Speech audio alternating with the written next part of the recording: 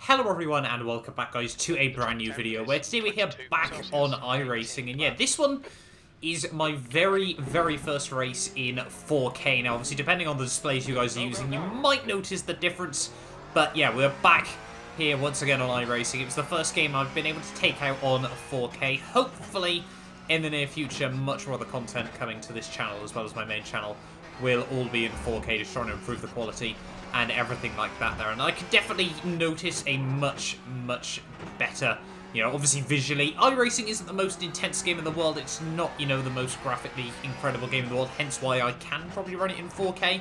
But yeah, it's still good fun nonetheless, and just adds a little bit extra, in my personal opinion, just adds a little bit more to the immersion. But yeah, today we're here for just a race in the Porsche Super Cups, the final week of the season here at Brands Hatch. Yeah, really looking to try and get back on some more Iracing in the new year, 2020 Season 1, everything like that. As you can see the guy in front of me having a little bit of a sketchy moment there. We thought we might run into the back of him. But yeah, finally getting back on to Iracing nonetheless. So it's been quite a while, I think about 5-6 weeks since I last did anything on Iracing, and that was another race in the Porsche Cup cars that is never going to see the light of day on YouTube, because it was, yeah, not a good race by any stretch of the imagination, though. But yeah, this one, though, you can see, just think about having a look up the inside there. Almost, actually, forced the guy behind almost into the back of me, just because we were all a little bit over the shot there. Just, you know, slowly trying to learn the ropes again. This Porsche Cup car, I still certainly do enjoy it, but it can be a bit of a handful to drive as we run very deep through the final corner there, picking up our second off track of the lap there as the guy in front actually flashes his lights. Not really much else we could have done in that situation, in all honesty there, but I guess, you know, we'll continue on with our own race as we head down the hill in towards T1 there. And yeah, we have survived the opening lap of the race there, and that is the most important thing at the moment. But yeah, going into the next couple of months though, want to start, you know, bringing some different content back to this channel a bit more. Obviously recently it's pretty much just been all league racing.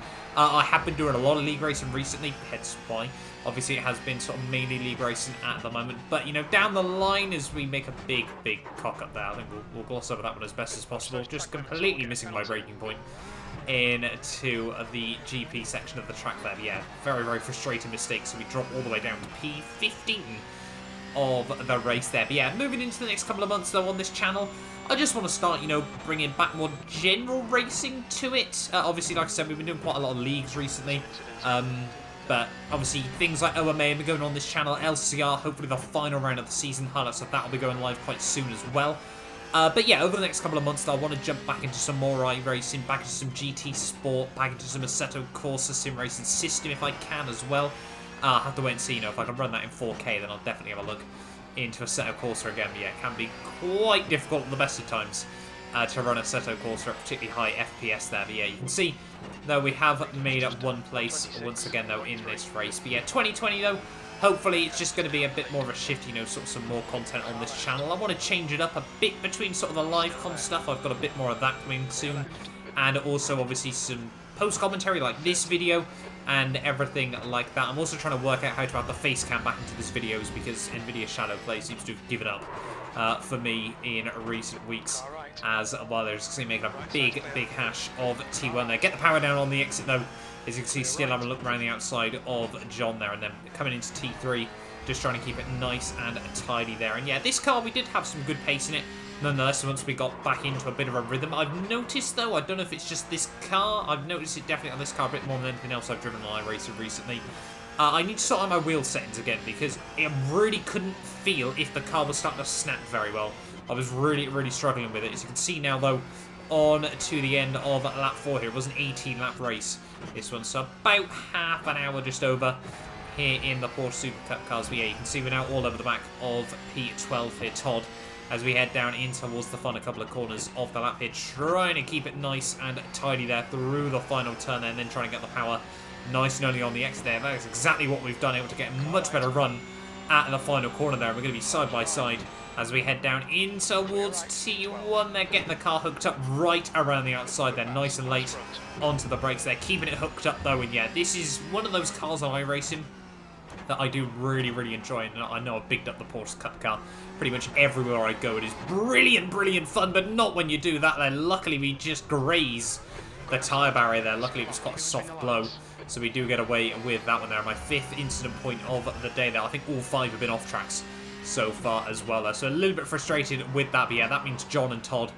both get straight back passes here. So hopefully we can try and get back up with them as soon as possible as we head down in towards the back straight. We head down the hill and in towards the next couple of corners here.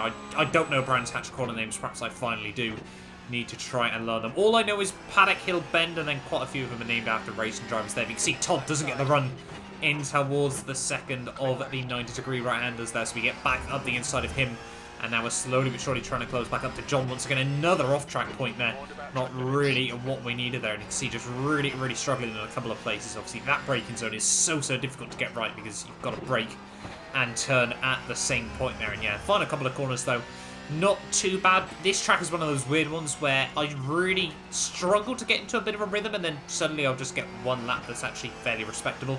So yeah, a little bit weird. Hopefully we can get a few of those in this race there. But now we're all over the back of John as we come in towards T1. Then we think about having a look up the inside in towards the first braking zone there. We keep the car slowed down nice and tidy there. John runs very deep, trying to play defensive in towards T1 there. And in towards T2, we're going to be able to have a look up the inside there. And yeah, back up now into P11 or P12 even, I should say, of the race there. We managed to make those places. We lost them, and now we've moved back up once again here.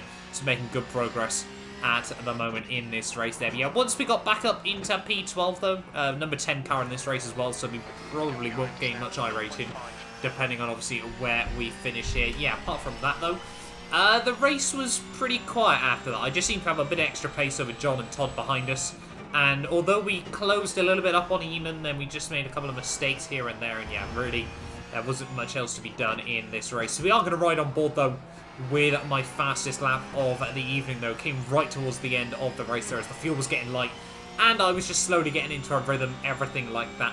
We had finally started to find a little bit more consistency there. Breaking down in towards T1 there, trying to not scrub the brakes as best as possible and get a really nice run through T1 there. Then get the car slowed down just as you get towards the bridge there. In towards T2, running a little bit deep on entry there, but getting the car nice and straight on the exit here as we head down the hill once again. Brake just at the kink and then really trying to roll the car over the curbs. Getting all a little bit loose there. Not really what we wanted at the moment here. Is breaking now down just at the 50-meter board in towards the next corner here. Try to take a nice late apex there so you can get on the power on the exit and then ride the curbs on the outside there as you get the run down this next back straightaway here. Next couple of corners though can be quite difficult to get right. You've really got to be committed into the first part. Brake at the 100 down into fourth gear. They're trying to not watch for the understeer on the opening phase there, and that time around not the best run in the world there, but through these next couple of corners they're really just trying to get the car nice and dialed in. Struggling a little bit still with the grip at the moment here, but yeah, the team just telling me 2 laps to go here. In towards the next corner, you can ride that curb a lot more than I realised at the start of the race. They're really trying to open up that as best as possible there. Gets close to the curb through there as well. You can use the one on the exit, but sometimes it can be a little bit of a lottery there as we head down now in towards the final corner. Brake just after the bridge there. Get the card cycle back down the gears nice and tidy there. Short shifting on the way up, and then the run towards the line, and it is going to be a 1:27.3 if I'm not mistaken there in the end. Yeah, 1:27.38 at the end of the day there. And as you can see, coming on to the final lap though, yeah, it was a pretty quiet race after the opening couple of laps there. We close up to one of the lap cars right towards the end there, and we had taken quite a bit of time out of Eamon, but yeah, unfortunately it was just going to be too little too late at the end of the day there. And through the final corner though, it is going to be P12 at the end of the day, though. I think that was where we started this race as well there. But yeah, this one was a little bit of a test video at the end of the day. I'm intrigued to see how sort of 4K, you know, sort of rendering times and upload times are going to be like. I have done a couple of sort of small tests here and there, and obviously recording it seems absolutely fine on PC. Shadowplay still records the footage absolutely fine. It just doesn't like to add face cams or anything like that there. But yeah, there will be a couple of extra videos coming from iRacing Season 12 of, Week 12 of 2019 Season 4, and then hopefully for 2020 Season 1 we can jump into some series consistently again. I know I did quite a few of the Formula Fun races, the Formula Rookies, and then unfortunately just sort of tapered off once again there. But thank you all so much for watching this video. Do get yourself subscribed, and hopefully I will see you guys next time for a brand new video.